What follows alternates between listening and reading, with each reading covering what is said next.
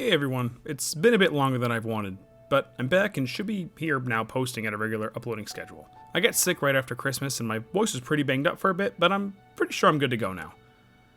As you can tell from the title of this video, I'm being controversial again. My last few uploads have left a few people, to say the least, pretty upset.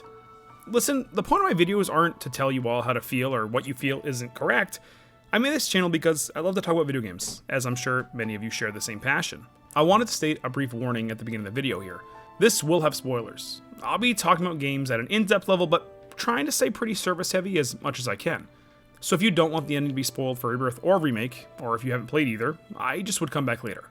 With all that out of the way though, I suppose we should start. At the time of this recording, Final Fantasy VII Rebirth is about a few days away from releasing on PC in almost a whole year since the original release on the PS5. I'm about 2 playthroughs deep right now with Rebirth, with one on its way with its upcoming PC release, and a couple more than that with Remake.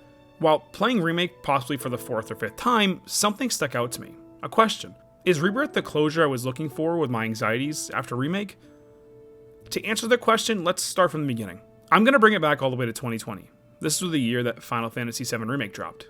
Final Fantasy is a title that has had me in a chokehold since I was very young. I grew up watching my uncles play it, and eventually, after many trials and tribulations, I was able to get my hands on a copy and play it for the very first time at a young age. I said it in my first Persona video that one day I'd make a video explaining how Final Fantasy VII changed my life, but I'm still currently in the writing phase for that right now, and hopefully we'll have that out soon. I had been begging for a remake for this game for some time. If you look back, there'll be a video of me from 10 years ago. It was the day after E3 when Final Fantasy VII Remake was announced. I was about 16 years old at the time and just had my mind blown. I wasn't making sense of what I was saying, but was too excited to care and just wanted to share my feelings. It was one of the first videos that I actually ever made on this channel. That 16-year-old me never thought that I'd have to wait almost 5 years to play the remake, let alone just one part of the remake, but here we are. I was torn when it was announced it was going to be in multiple parts, for many reasons, but still, I'm a diehard fan and wasn't going to exactly let that ruin my time with the game. It was April 10th, 2020, after a couple months delay, it was finally in my hands. It was about to turn 12 AM and I was ready to go. I preloaded the game a week before and played the demo one last time, so when it did hit 12, it was go time. I spent roughly the next 2 weeks playing that game straight out. I don't know if you all remember, but a little something happened around this time as well. That was COVID. Listen, COVID lockdown was miserable for a lot of people. They couldn't travel, party, see friends or family, but me, I don't mind being told I have to stay inside and only leave for necessary for the time being. I mean, Final Fantasy VII just dropped, and I was certain I was going to play this game until the end of time. I still had work, but later we were all laid off and the store closed, so at that point I had to find another job and ended up working from home. So I had a lot of time to myself to play Final Fantasy VII. I loved every single second of the game. The voice cast for the most part was amazing. I was upset a bit that I couldn't play Nanaki, but didn't care too much as I loved his voice. I say loved for a few reasons, but we'll probably get in another video. Everything about Remake was hitting the spot for me. I went into this completely spoiler-free. I didn't read the leaks, I stayed off Twitter for like a month prior, besides when a new trailer dropped, as I wasn't going to take the risk of having the carpet pulled from underneath me. I couldn't have been happier with what I was playing. I'm a very, very story and character-oriented person. Final Fantasy VII has the greatest cast of characters and one of the greatest stories told in gaming to this day. Remake was making everything feel so fresh, yet still like I was at home and just visiting old friends for the first time in a long time. I was so curious and was pretty surprised that this was being pretty faithful. The plot ghosts were really throwing me off and having me scratching my head, but it was the first playthrough and it didn't really let it bother me too much. As I was getting towards the end of the game, I started to get a little worried. The game started to drift off in a different path, and these plot ghosts were a whole lot more than I thought they were going to be in the beginning. Listen, I came into this game expecting things to take a turn. I mean, it is a remake and I was totally okay with change. I mean, to an extent at least. I was finally at the end of the game and had no idea what was going on. Sephiroth was acting strange, more strange than he did in the original Final Fantasy VII, and was really abusing Cloud to do his bidding, even though at the time, I thought Cloud and the group were doing the right things when fighting against the Whispers, only to be helping him now to have control of the timelines. This blew my mind. The edge of creation scene almost had my head explode, as I didn't really know, again, what was going on. At the time, this all, again, didn't make sense. I know now, obviously, but my jaw was on the floor and I was super confused. I'm a pretty emotional guy, so I was fully expecting to cry my eyes out at the end of this game, which I didn't. At least not for the first playthrough. I didn't understand the bigger picture. I wasn't sure what was going on. I mean, how could I? This game brought me to one of the most what am I watching moments I'd ever played in any video game. All of a sudden, I see Zack. Not dead, not laying lifelessly on the floor, but defeating the Shinra troops that were supposed to kill him, and walking and talking to Cloud right before the big explosion at Midgar. I'm not gonna sugarcoat it. I was pissed. I was so upset and so confused, and I had no idea what Square was thinking.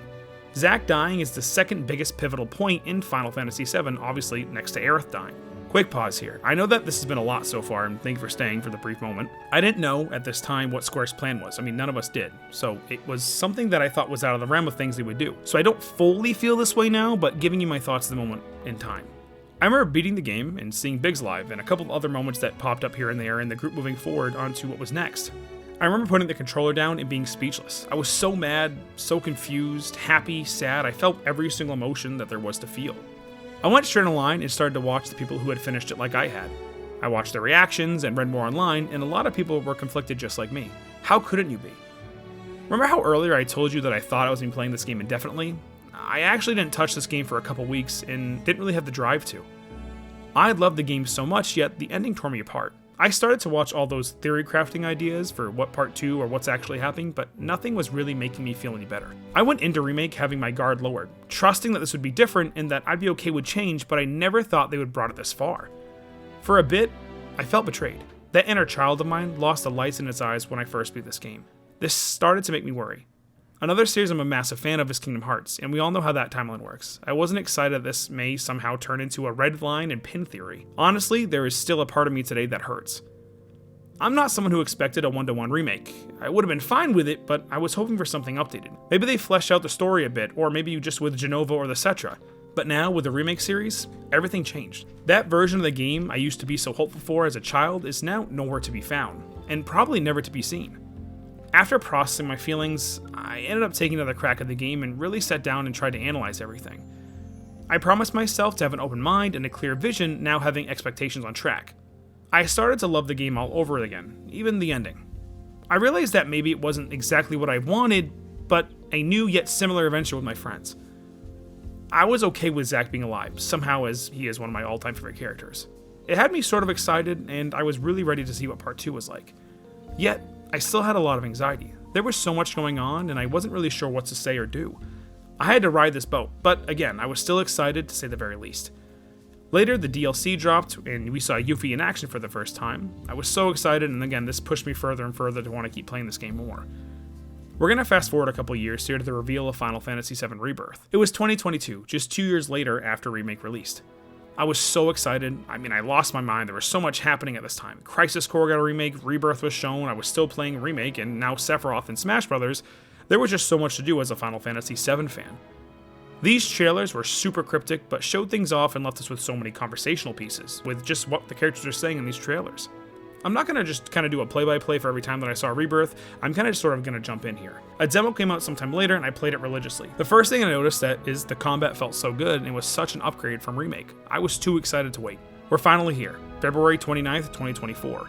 I had my expectations ready for anything, and I mean, when I say anything, I thought I could have expected anything. Yet, starting the game off as Zack was not on my checklist. I remember just standing up, watching the opening cutscene, and playing as Zack. I couldn't relax.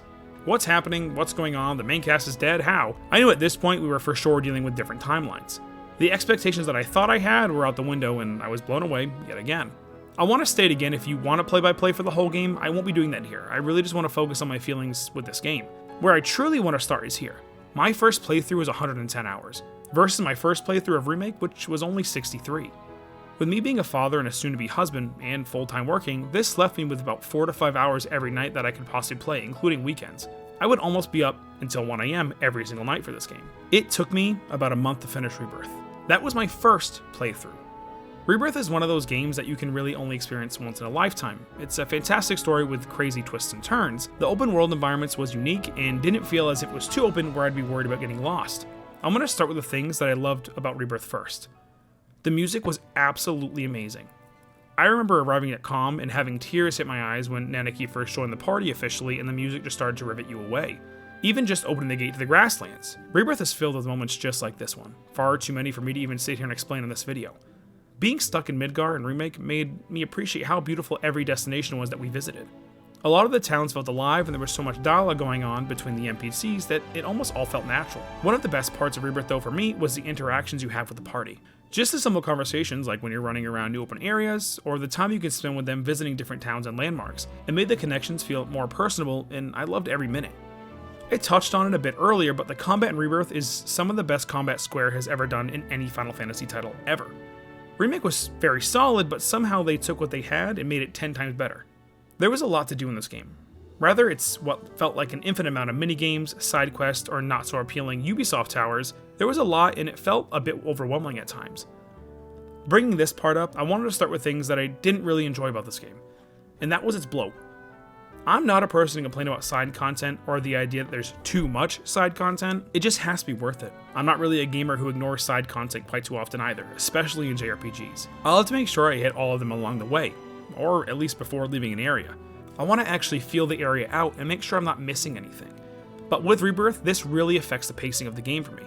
I can already see the comments now. It's side content, you don't have to do it, or, oh, you can just play the main story and ignore it. I know this community and I know how toxic we can all be. I have been a part of it for the last 13, now almost 14 years of my life. Being 12 and reading the comments through multiple different threads of people just fighting non-stop. Allow me to say this before you start rage commenting. Me, personally, I like to know the whole story. It sets the tone and allows me to feel like I'm understanding the entirety of the game. When I had to learn what was happening to Jesse and Wedge through a multi-part Avalanche side quest that involved me doing random RTS-like battles, which a couple of them took me a few tries, that is something that can really kill the pacing of a game. I'm a hardcore gamer through and through. I used to pull all-nighters all the time and didn't really care what came my way the next day. Now that I'm getting older, those days are not so common. I'm a father of 2, I have a fiance to think about and take care of, and I have a full-time job. These things make it hard for me to sit down and run through every single piece of side content available in a timely fashion. I can't just mash out 10 hours of gaming sessions like I used to back in high school. Now sure, maybe that's a me issue, and I can totally agree with you in that, if side content wasn't more than half the game. I've been waiting my whole life for this series to be remade. I'm gonna play through it with everything that it has. I'm totally fine with minigames, and I'm totally fine with how the Golden Saucer was. It was amazing in this game. I just hated the Ubisoft towers. I understand why they did it, as it made the player explore the areas and have a more reason to do it, but even then, it just didn't feel like something was needed. Nonetheless though, Final Fantasy VII Rebirth was my game of the year next to Persona 3 Reload. Square did things with this title that I hope carries on to the future installments. The moments that we got to spend with these characters were amazing. The music was amazing, the combat was top notch, everything minus a whopping 40 hours of side content was truly peak. But this brings me to my question this entire video. Did it fix the anxiety for the future of the Final Fantasy VII Remake series? The short answer, no. At least not in the story department. Last warning for spoilers, as I'm probably going to drop the bombshell here. Rebirth's ending felt like it put a hole through my heart. But not necessarily in a bad way. You may not believe me, but I knew that Aerith wasn't going to die. It hurt me a lot even though I knew that they were going to do this. Aerith dying is the most influential deaths in all of gaming history, and something that people who aren't hardcore gamers know about. I know that she died in front of everyone other than Cloud, but changing that scene took massive brass balls. I can make an entire video just talking about how Aerith dying changed story writing landscapes for me and how I write or any game that I play when I see characters dying. And this is for people who have hard times with queues at least. Aerith is dead, I know that. Even though to Cloud she may appear she isn't. I think it's a tactic for Aerith to try to avoid the Black Materia ending up in Sephiroth's hands. That won't end up working. But we aren't here for my theory crafting. I know this is a part 2, and with every single part 2 of any title, we're left off with a cliffhanger. I expected this, but not only are we left off with a cliffhanger, the ending was more crazy than I think any of us could have imagined. We have almost all but been confirmed that there are multiple timelines, and to be frank, I hate timelines. I think it's extremely lazy writing, and it gives options for events that should have been set in stone. They end up meaning nothing, as there is always another timeline or another version of said character. It ruins the importance of death, or even love, or just the feeling of being special. I understand Sephiroth is going through each timeline and stopping Aerith and the group at all costs, but still, we really have no idea what is going on. It makes me a bit excited, but even more nervous than Remake. After I finished Remake, I was left with what is going on, or what is possibly next, with Rebirth leaving me with, they're really going down this rabbit hole, and hard. Timelines get really, really messy, to the point that I already have so many questions. I don't want to sit here and explain every single question that, may not be answered, as this video will become longer and longer the more that I do that. There is so much yet to see in Part 3 of Final Fantasy VII. How they're going to get it all done, I'm not too sure.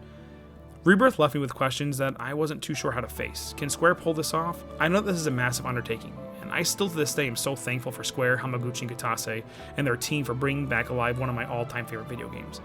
I trust them, and I hope that Part 3 can answer every last part of my questions, even if Rebirth left me with more anxiety.